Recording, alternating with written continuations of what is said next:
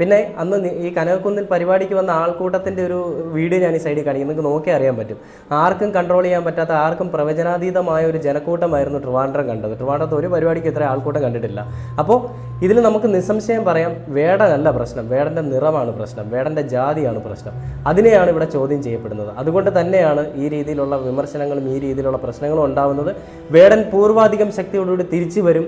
ഈ ചെയ്തതിനൊക്കെ ഉള്ള മറുപടി എന്താണെന്നുള്ള വേടൻ തന്നെ പറയും. വേടൻ്റെ വാക്കുകളിൽ നിന്ന് നമുക്ക് കേൾക്കാൻ സാധിക്കും. അടിമ മാപ്രകളുടെ കഥയൊന്നും നമുക്ക് കേൾക്കേണ്ട ആവശ്യമില്ല, വേടൻ തന്നെ പറയും. വേടൻ ഈ ഇടയ്ക്ക് പറഞ്ഞൊരു കാര്യമുണ്ട്, നാളെ വേടൻ്റെ ഒരു മ്യൂസിക് വരുന്ന ഒരു പാട്ട് വരുന്നുണ്ട്, അതൊന്ന് എല്ലാവരും കാണണമെന്ന് വേടൻ പറയുന്നുണ്ട്. ആ ഒരു വീഡിയോ ഞാനിവിടെ ഒന്ന് പ്ലേ ചെയ്യാം. നാളെ 30-ാം തീയതിയാണ്, നാളെയാണ് അടുത്ത പാട്ട് റിലീസ്. മോനോലോവ എന്നാണ് പാട്ടിന്റെ പേര്. എല്ലാവരും പാട്ട് അഭിപ്രായം പറയാം.